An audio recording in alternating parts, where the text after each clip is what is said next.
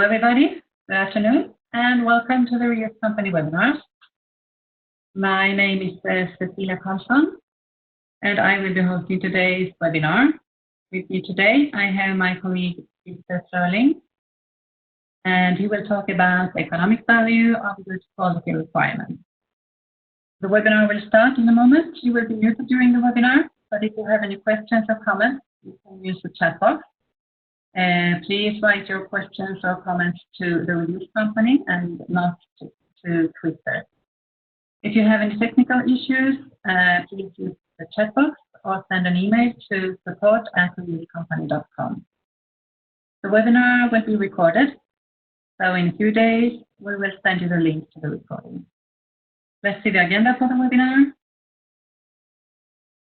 First, we will see we will have a description of the Reuse Company, and after that, we will see the presenter's profile. Then Christer will do the presentation about COSYSMO, and then we will have some time for questions. So let's start with a few words about the Reuse Company. The Reuse Company was created in 1999 as a spin-off from a university in Madrid by system and software engineers. Our headquarters is in Madrid, but we also have offices in London and in Stockholm. Our mission is to provide a knowledge-centric approach to leverage systems engineering activities for our customers. If the company is a spin-off from the Carlos III University of Madrid, research and innovation is in our DNA, and about 10% of our revenues are dedicated to research and development. The Reuse Company is also actively involved in several large European research projects like Arrowhead, BAE, and New Control. The Reuse Company is also called PRC. We like to say that it's easy to remember if you think of P like in traceability, R like in reuse, and C or in Q like in quality. So who is using our technology? Here you can see some companies that are users of our system. They come from quite different industries like aerospace and defense, energy, automation, and healthcare, but also from other industries. Now let's introduce you to the presenter. Christer has been working in the medical and defense sector, in the industrial organization, and as a business entrepreneur for more than 20 years. Currently, he is the CEO of the Reuse Company Scandinavia, and he specializes in requirements for the services and tools. Christer is a driven change facilitator and has successfully adopted and implemented international process frameworks and standards within industry. He has in recent years specialized in organizational learning, change management, process improvement, lean and systems engineering, and requirements engineering. The requirements definition and formulation of the requirements engineering connected to the concept of understanding has been of special interest. So let's start then with today's topic, the financial cost of bad quality requirements. Pricing discovery using the COSYSMO model. We hope you will find it interesting. Okay, thank you, Cecilia, for that presentation. I know we only have 1 hour, so I will start immediately with this presentation. The content I will present is, first of all, the background, why we want to look at the financial aspects of requirements by looking at why are requirements, why are projects failing in the first place. And also I want to describe the need for a mutual understanding. Then we will go into the COSYSMO model itself, and I will do some simulations on first what happens if we improve requirements from rather bad requirements to good requirements, and then we will look more into the aspects, what happens if we have a set of information and requirements which has a low versus a high degree of quality. And then, of course, at the end, I want to both summarize and also talk about what is the cost of the change applied. So let's start. First of all, I want to describe why can a project fail? And by doing so, I want to, first of all, I want to describe what is really the purpose of requirements. I know that most of you know this, so I will just briefly go through that. Of course, if we are doing requirements, we are working with requirements, they are supposed to be the basis for the architecture, that the requirements are driving the architecture and driving the design. And also, when you have a set of requirements and you have them in good portions and chunks, they will be part of the integration. And of course, you need to verify the requirements at the end that you actually are building the system correctly. And finally, with the requirements on different levels, you will have the source for doing a validation against the stakeholders to see that actually you have done the right thing. But the most important part of this, and this is bought from the SE Book Wiki, which is an organization that provides a lot of information, so I recommend you to go in and look by yourself. But this portion, to use the requirements as a mean for communication, is something that we very often forget, and we are not thinking on that aspect as much as I think we should. And you will see what I'm talking about. So by saying that, I'm also saying that when you are writing your requirements in the best shape and form you can, you are doing that with your knowledge, with your expertise or your team's expertise, and you will never get what you are thinking you will receive. You will actually receive the things back. Either it's a model or a system or something you precise, but it's always that it is the reader of the requirement that has the picture in his or her head on what you actually are talking about. So please bear in mind that you are never ever writing the requirements for your own sake. You're writing them for somebody else. And of course, if we're not doing this properly, we see that all the way along in the day-to-day life, that when the process hasn't worked, that we see examples of rather silly bad systems which you don't want to see, and you can get annoyed, or even you can think it's rather hilarious. But it can also take another turn, which is more scary, because the complexity today is increasing so rapidly that we cannot cope with this. And this example is a self-driven car. And the introduction of artificial intelligence means that we also don't really know how the system will behave. And if we are also starting off by writing or formulating a bad set of requirements in the first place, I think we can end up in a bad place. And this is an example of a procurement that went very, very wrong, where they actually ended up having to spend a huge amount of money to get this system up and running at the end. And I think most of you have seen the chaos report presented by the Standish Group. They are updating this from time to time, and they have over 10 years now always have had requirements as the top source of failures and the top source of adding defects to the system itself. So I'm really thinking, why haven't we progressed any further during these years? Why do we still think that we can continue as we are? So that's why I also want to describe the financial aspects of this. This is another rather interesting presentation made on failed projects. And a failed project in this case means that you're overspending with 50%, or you're over 50% late against the original schedule. So of course, the top reason for a failed project is a delayed schedule. Okay, that's fine. That's the end result of me being late. But this is interesting. Number 2 on the list is that the requirements were constantly changing, or they were very, very unclear. So I think we can see a very nice correlation between the requirements and why you actually are late. Okay. On the other hand, there's also some good reports describing what do you actually have to do in order to actually succeed with your project. So this is a list of system engineering capabilities, which is listing things which are part of the system engineering tool set of things you are doing as a system engineer.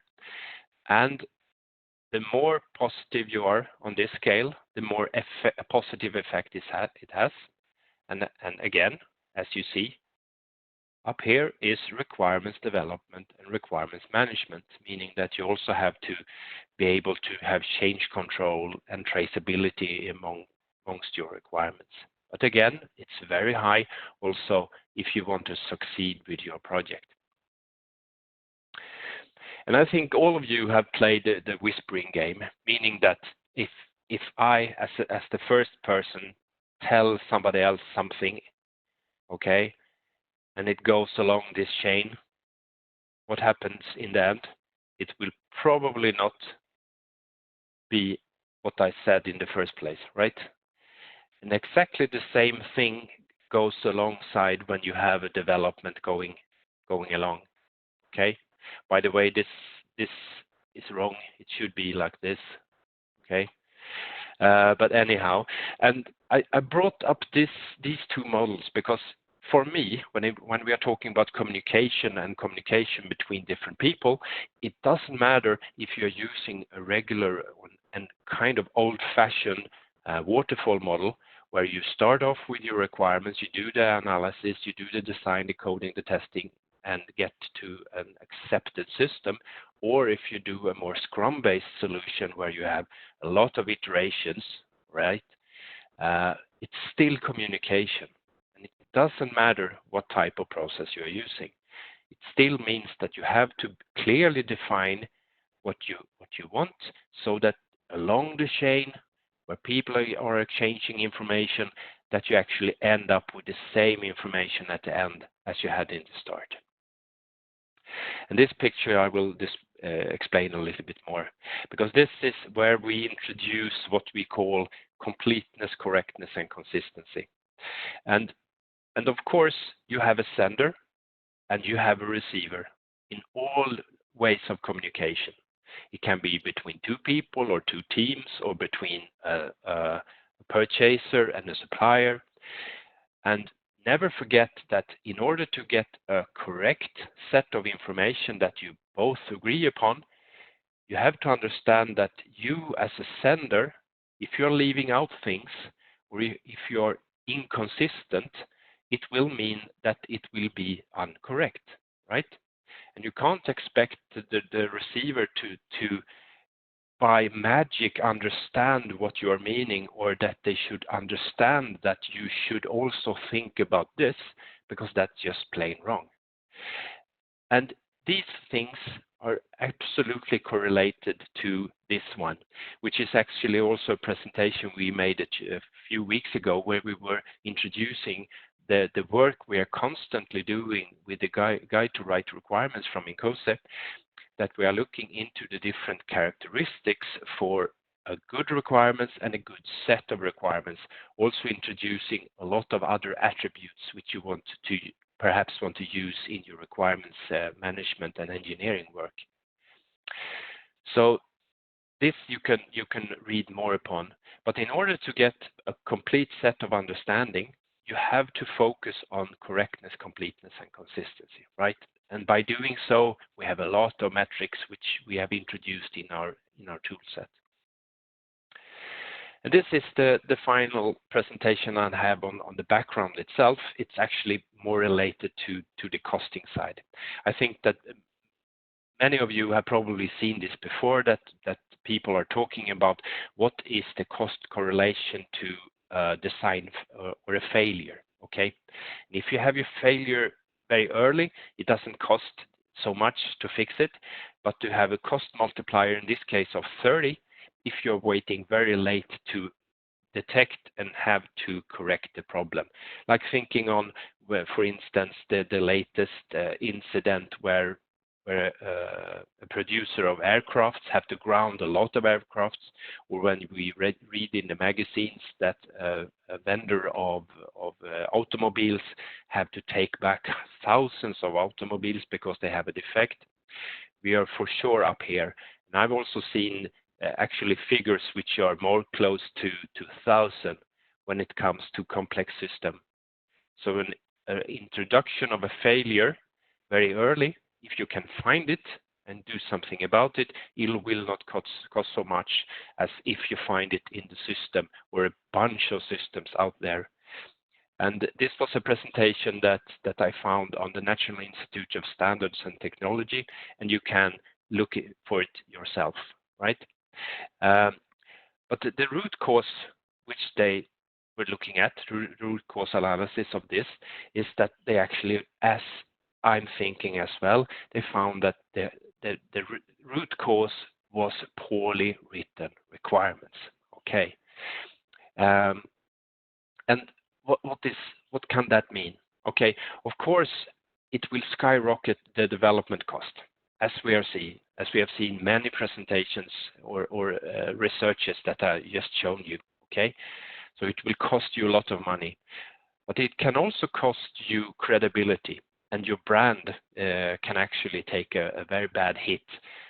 Like for instance, the aircraft manufacturer now, I don't think their brand value is the same as it was in the first place. Okay, so people lose faith in you, and also you will of course lose revenue as a result. And if you're also producing safety critical systems, you don't want to find yourself in a lawsuit, because that will absolutely cost you a huge amount of money. So why am I talking about money? Yeah, because money at the end is the driver of everything. We're not writing requirements just because we think it's fun. We are writing requirements and doing systems engineering work because we think it's the most efficient and effective way of doing our business. But then we have to do it in the right way. So now I want to introduce the COSYSMO model, because it's really fascinating to use that just to state what I'm saying, state my case here.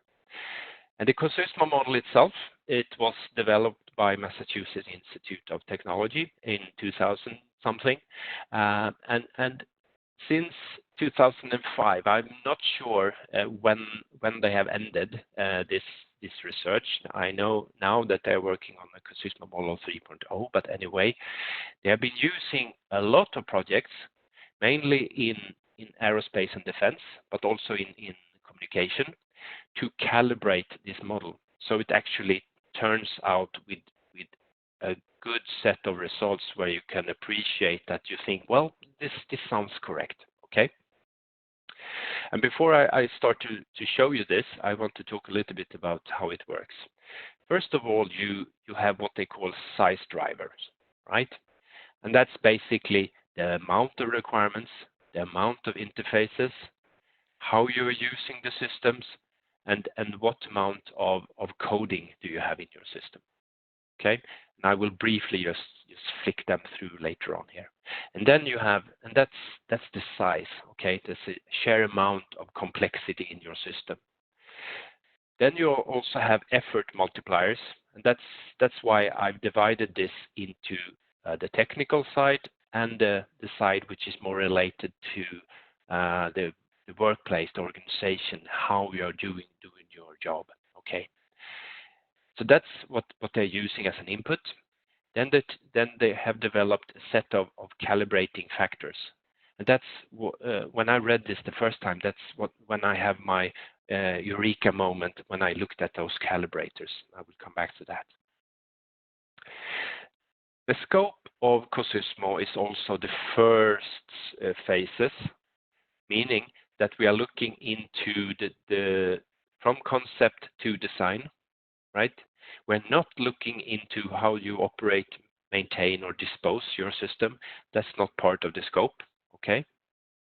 And for doing so, we must also have been able to break down the cost aspects in these different phases, so that we can have a correlation between the effort and the work, Okay, and for that we have been using the EIA 6332 standard, which describes what are the typical activities performed during systems engineering.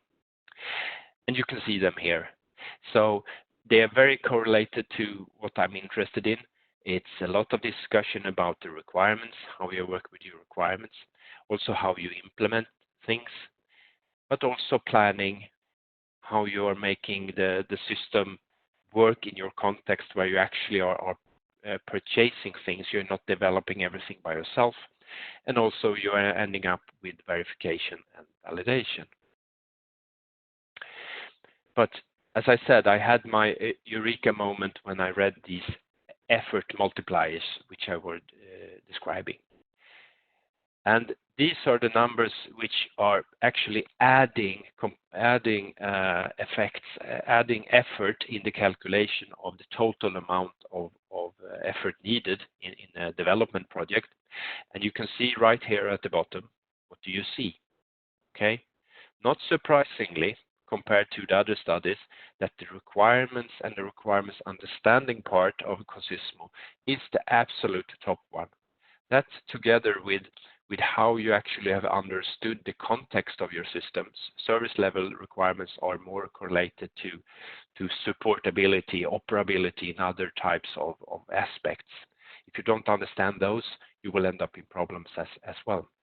But look here, this is the top one.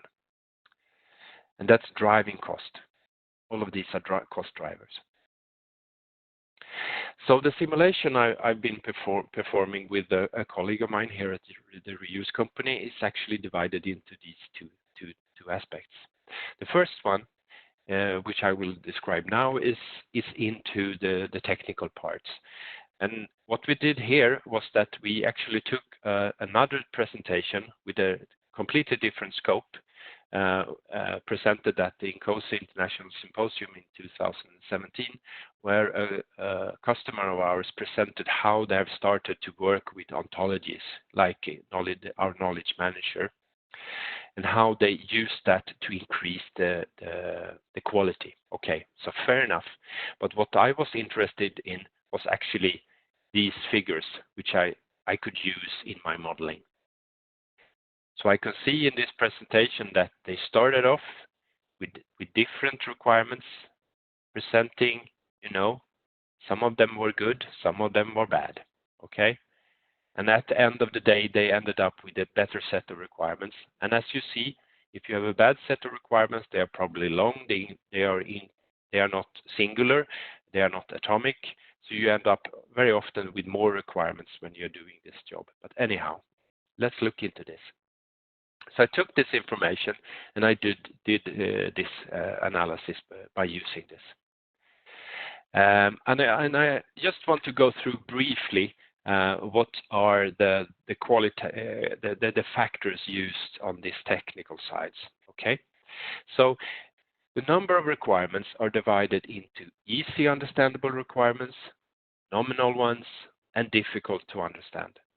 So the correlation I've been doing by applying the INCOSE set of rules for assessing the quality of the requirements is saying that the easy requirements have a good quality, the nominal is okay, and the difficult have a bad quality.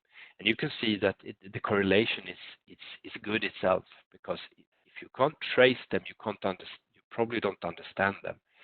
They have a high degree of requirements overlap, and they are complex. Okay, so you have a low degree of understanding, and they have for sure a low degree of quality by themselves. The number of system interfaces, since I just were interested in looking into the shared numbers and how you went from bad requirements to good requirements, I went static on all of these other aspects. So I just assessed a fair degree of numbers here and modeled a bit so that I got a good baseline, a good base to stand upon, saying that the number of interfaces were 10, 30, and 10 of these three kinds. And you can read more about this also on the COSYSMO website. But I was, in this particular instance, not interested in modeling this as a variable, so just looking at the requirements. The same goes for algorithms, which really means that how good and how complex are your software and your functionality. And there, again, I went from 25 just to have a share number, and these numbers we just modeled them to get a good baseline, as I said, a good complex system, which we felt confident with. And you can read more about this by yourself. And the operating scenarios is, well, how is your system used?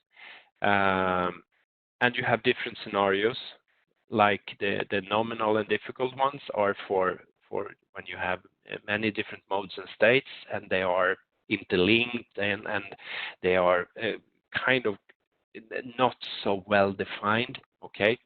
And of course you will end up having those for real life, because if you're building a system for a customer and you're trying along when you're doing it, you will work with this as well, okay?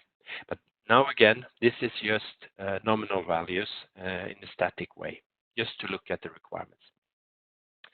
So when we did this analysis, okay, when we started off with this project I showed you, we started off with easy requirements, with high quality, nominal with medium, difficult with low quality, and you see the share factor here. And we just put them into this portion, okay? Right? And the same goes for where we ended up after making the requirements better, both when it comes to a single requirement, but also as a set of requirements. And as you see, these factors were kept unchanged. These are organizational factors, so we just made them up. But anyhow, this was the things that we were interested in this portion. Just by hopefully using our tools to improve the requirements. But look here. This is the possible cost saving you can actually look for, okay? And I must say at this point in time that the model itself comes with 30% uncertainty. So, but even if you are reducing the numbers with 30%, the potential saving in effort, meaning cost, is huge, right? And here you can see also the effort in numbers, in share people months for doing the work before and after, and also the schedule. And the schedule, I haven't mentioned it, the schedule have a lower degree of uncertainty. So it's 50%, but I'm not really interested in the scheduling part, even if that would be very interested in the future to be able to predict how long will a project take. Okay, but I'm interested in these 30%. Okay, so I hope you think that this share number is very interesting, and I just went from bad requirements, or well, not so bad, but not good, to good requirements.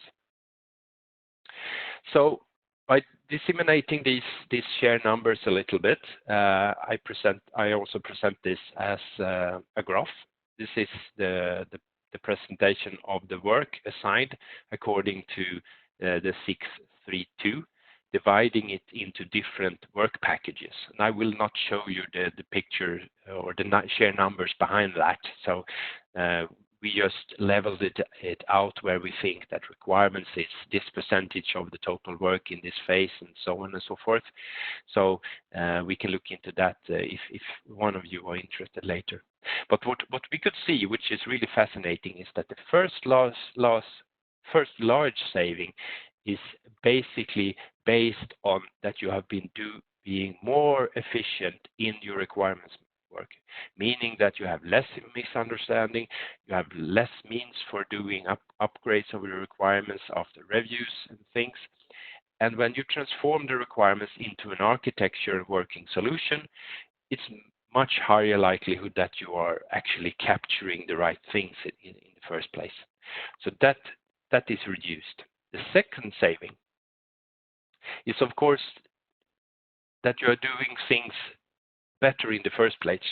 You're more correct, you're more focused, you're not doing things that you're not supposed to do, and you have a better correlation between the stakeholder requirements and the solution you are bringing forward to the table. Okay? So you are reducing that sheer amount of work dramatically up here. The third large saving is a quite obvious one. You have reduced the time for your project, in this case with several months. So of course, just the sheer fact that you are done earlier will mean that you are saving effort, meaning you are saving money. And now we are just looking at the sheer aspect of the project itself, but if we're thinking on, that we are not losing faith, that we are building trust with the customer, that they really think that we are doing the right things and that we are a good supplier to them, I think the shared benefit of this is much bigger than this. And now I must say that the potential saving is down to 50%, but because of course I hope that you will use our tools to do the job, and they have a cost associated to them. So I've added that cost at the bottom here. Okay, but fair enough. Being able to save 15%, okay, that must be of interest to every organization on the planet, I would say. The second simulation of this, now I'm not looking at the technical side with the requirements quality. I'm more looking into the organizational side with the system engineering processes. We are keeping this part static. Okay, and this model is a web-based one. It's not made on based on Excel, and you can actually find that on the COSYSMO web page itself if you want to play around with it a bit. So in this portion, this portion is static, and this is the one I'm interested in doing some modeling on. Okay, so if we say that we start off with this amount of data, this amount of complexity in your system in the first place, we have a nominal degree of understanding of this amount of work. Okay, the cost coming out at the end, plus minus 30%, would be around $10 million. Okay, fair enough. And we have said that one person month has this amount of cost. Okay, fair. But what I'm saying with, for instance, our tools is by introducing the quality aspects and the INCOSE rules of making requirements and also models for that sense better in the information quality side. I think that some of you know these belt techniques, but we have bundled together different aspects from the INCOSE guide to different baselines which we have in these tools. So you can assess the quality, or you can do it online when you are writing the requirements, by always striving to go in this direction, that you want to start with the basic correctness for your requirements. The information is correct, it's semantically correct. You will have probably a reasonable degree of understanding. Okay, but if you're striving towards yellow belts, you're introducing patterns and so on and so forth, you will take your organization to a higher degree of requirements understanding. And I hope you all can agree on that part. The architecture understanding is of course of interest, and I will soon come back to that, because as soon as you start to think on not your requirements as an isolated satellite, but they are part of one set of information that together with other types of information, like the different models you probably have, you have physical models, you have breakdown structures and so on and so forth. If you can start to compare those and use those, reuse those, it will probably mean that you have a higher degree of correlation between your requirements and your architecture. So again, by introducing different belts with different focus on them, and going even further for the black belt, oh my God, you will probably, well, of course, this is making this simpler. It since it's highly correlated to the organization in place, where you are taking yourself, if you go all there or there, it depends on what you want to do and how mature your organization is. By introducing different concepts like having control of your traceability, being able to interoperate different tools with each other and introduce patterns for both quality checking and reuse of information to, for instance, use an architecture to write new requirements. That's a tremendous help in achieving a higher degree of understanding. So if we say that we could at least take ourselves one step, we can go from nominal to high, okay? The percentage, the difference in percentage from the organizational aspects, now I've not changed anything here. This is static for us now. This potential saving is higher. It's 37%. So if you have a more streamlined and more focused organization where people actually know what they're doing, it has a huge impact. And now, again, remember that I kept this static. If we want to go from a nominal, where you are looking at the different portions of information and you're making them better, and you want to go to a high degree of understanding or even a very high degree of understanding, you must understand that there are supporting standards in play, right? So I hope that most of your organization are working with standards like this, like for instance the ISO 15288 describing the different life cycle steps in systems engineering, which is also part of the COSYSMO model as is. There is also a standard for requirements engineering and requirements quality, right? And I want to introduce also a standard which you perhaps don't know so much about, and that's when you would want to apply requirements engineering in a project line environment, like a car manufacturer or an airline manufacturer or a supplier of white goods for kitchens and things. They want to reuse as much as possible, including the requirements. So of course you need to have a set of practices in place, not only the tools. That's what I'm saying. So for instance, when we are looking into product line engineering, we have to understand that there are many tools out there that helps you from the starting point to the finishing point in your project. And if we think that this is the part where actually COSYSMO is looking at, it's not looking at these parts, we should really be able to connect these tools, right? Because they're all looking at different aspects of the same job. But of course, today we are not. And there are standards which we have been starting to work with, which is actually part of our tools suite, so we can operate and connect to different sources of information. And that's the OSLC, Open Services for Lifecycle Collaboration.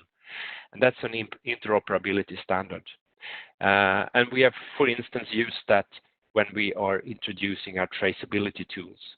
But again, if you want to have a good correlation between requirements quality and an organization doing product line engineering, you are very interested in knowing where you have your variation points. And being able to do so, you need to have a good set of traceability between not only requirements but also other assets. But imagine if you had a good correlation between actually your products and your development environments and different things, and different organizations has actually come that far. What we are contributing to with research projects like Revamp is the possibility to actually go inside the different information sets and look for the knowledge inside them and validate them as an information assets. But anyhow, by adding the process side, you can really go far as well. Okay, so if we imagine that we have a good set of processes and methods in place, and we are able to actually connect different information sources together, and we start to value information against each other, and we go very, very high, the potential for the saving is tremendous. And if you also add, you know, from the first set of presentation that you could do something with the information itself, it will be even higher. So what I'm saying is in this sense is that by introducing, for instance, our tool sets in your organization, you will also apply different degrees of change and change management when it comes to processes and methods. So this is to summarize these things up. The nominal value is a shared degree on where you are today, perhaps, and by making your organization more effective and efficient, you have a good degree of saving a lot of effort, meaning a lot of money. And again, this is just pointed out in the graphs we have provided. So, but what's the backside? Okay, there's the backside is that you have to put in some effort to get some effort. You can't just apply different techniques and think that some magic will happen. You have to do a change job. And the cost for change is, of course, that the pros of it is that you want to reach a high level of quality in your requirements and other assets like the testing side, the architecture, the design. You want to have them interlinked and intercorrelated. They should say the same thing. And you will reuse the time for inspection and rework. That's the pros, right? I've given you that during this presentation. The cons is that you have to rely on what we call ontologies. You have to have a shared understanding on what you're doing, how you're doing it, and what it actually means. And by thinking in ontologies and thinking in applying the notion that you want your information to be correct, complete, and consistent, you have a good chance of being very much more effective than you are today. But building a new capability requires different things. Of course, you have to have resources, right? Like the experts which have things in their heads today. They must be able to describe what they actually are doing so that you can build a tacit knowledge which is not implicit in the heads of people. You have to have the processes in place, which I showed you, and you must have the tools. And since this is a reuse presentations, of course, you should have our tools based on ontologies and, for instance, the INCOSE quality guides. Then you have to decide what pace, what focus, what goals, what types of resources are you having to be able to do so. And it will all fall apart if you don't have the management support and attention for doing so. This will take some time. You should start slow, which I will show you in a minute, and you will do progress over time, showing effects, showing benefits, right? And this stepped approach that we are introducing, and we are working with those in all our proof of concepts, which we can supply to anyone who's interested in our technology. Over time, we will start with basic correctness, which is basically looking into how you're writing requirements today. We are starting to introduce a controlled vocabulary. One specific term should mean one thing and one thing alone. After that, we are starting to interlink ourselves with other types of assets like functional models, states and modes diagrams, product breakdown structures, specification structures, for instance, to check if we are correct and at the end complete and consistent, right? And when you have come this far, you actually have a very high degree of maturity in your information assets, and you will be able to reuse things to do the job better the next time as well. So this is not a one-time only thing. What you will see over time is that you will at the first place, you need to have your experts in place, and basically the ontology is up here, is in the brain of the person, right? And I guess that you have more than one expert, so it's the time multipliers with all the experts you have in your house. And the patterns are limited and the rules are slim, right? But by using our technology with natural language processing and artificial intelligence reasoning, you will reduce the need for manual ontologies, right? And you will reduce the need to doing things over and over again. So that's the huge benefit that will reduce the time, make the requirements engineering and design process much more lean. So how much time does it cost to build these ontologies? These are actually actual numbers from one of our proof of concepts, where we wanted to build an ontology for a customer, and we want to introduce 3 different belts, quality belts, okay, to assess the quality of the design and the requirements.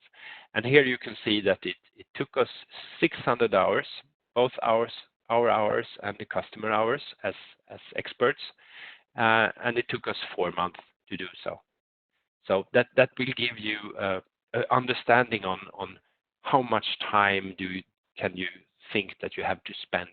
But the data is there. It's just to find it and value it and make it more consistent and more precise, and then to put it into an ontology database. So the summary of this is, and this is also an interesting thing that we had from a project manager working with us, with actually a colleague of mine. He said by introducing this in his project, he saw that the work process started to be more standardized. Okay, even if the process itself wasn't that described, it started to set around how we want to work with requirements, when are we checking them, what we do with the findings, and so on and so forth. And you could also see that the communication went up. When we get feedback like, what do we mean with it should be easy to maintain? What do we mean with easy? We have to communicate with the different stakeholders to make the information in the requirements better. So the communication increases. And also this customer, this project manager, he realized that he were able to manage risk. Okay, so over time, he saw that just by going from this set of requirements to actually a good set of requirements, he reduced his risk, and he absolutely increased the quality. And he was super happy at the end, saying that, well, look at this. This is actually what I'm going to use, right? And as I said, if you start off the investment, you have to start off by looking into what you have, and you have to define what is good, what is bad, and you're doing this journey alongside. And perhaps you end up here. This is the end of your project. The next project, on the other hand, they will start here. They will not start all over again, because you have everything in the ontology, and you will continue your journey. So you will be more effective over the period of time you are using different projects for this type of work. So you will reduce the time, as we have seen. You will decrease the level of misunderstanding, both that you spot the errors early, but also that you can make them disappear by working with them. By using an ontology like our knowledge manager, you will be able to reuse the information, right? It's reusable. The project manager will reduce its risk, and hopefully, if we think that the system itself is procured or developed with the requirements as a foundation, you will see that the quality of the system itself goes up. And that will increase the customer satisfaction because they will receive what they expect. So I hope that at the end that I've also have been showing you that even if we have uncertainty with the COSYSMO model as is, that I've demonstrated that you will have a lower degree of effort, meaning that you will have a lower degree of cost in your project by having a better set of requirements. So that was basically everything from my side. So now it's over to questions, and Cecilia. Thank you very much, Christer.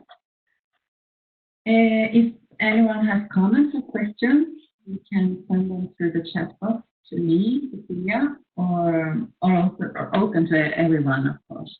That's fine. I will give you a couple of minutes to write down your questions, and meanwhile, I will tell you about our next webinar. It's called Writing Requirements with a Knowledge Library based on the NASA Systems Engineering Handbook. The NASA Systems Engineering Handbook is considered a top-level guidance for systems engineering practices in the space and industry. A US company has developed a knowledge library to be used in our systems engineering fleet in order to follow the NASA guidelines in an easy way. The knowledge library includes glossary, acronyms, abbreviations, specific taxonomy, hierarchies, and term relationships. It also includes guidance for well-formed requirements to rules and patterns.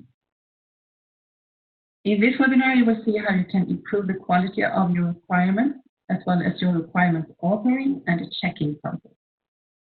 Using this approach, you will discover requirements errors in an early stage of the process and prevent extra costs and time. The dates for this webinar are the 12th and 14th of May. Let's see if we have any questions. Yes, what is the uncertainty of the COSYSMO model and how can that be applied to my domain? Okay, very good question. Well, as you saw in the presentation, the uncertainty is 30% for the effort, meaning the share cost, and 50% of the scheduling.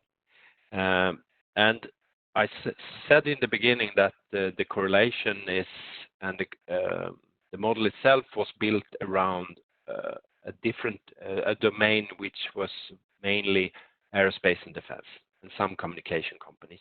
So if you want to apply it for a different domain, I wouldn't say that it's completely correct, but I wouldn't say that it's wrong either.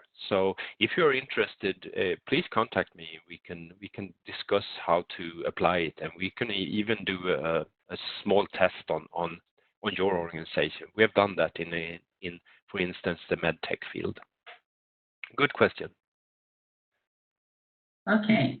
How long time will it take to receive the return on investment? How much time do you have? No, frankly, if you start this journey, you will see immediate effects that you will be able to apply correctness on your set of requirements. You will immediately see that you can decrease the information content. But if you want to also check for completeness and inconsistency, you have to spend some time. And as I showed you in that presentation on the POCs, we roughly estimate 4 to 6 months as a reasonable time if you have the experts to put in place to decide what is good, what is bad, what's in, what's out, so we can build a good knowledge base. Very good question also. Thank you. Thank you, Christer. We have no further questions. So thank you very much, everybody, for attending. If you have questions later or want to receive more information, don't hesitate to contact us by email to contact@reuscompany.com or through our website, reuscompany.com. You can also find us on our YouTube channel owned the reused components. Hope to see you soon again. Goodbye and take care.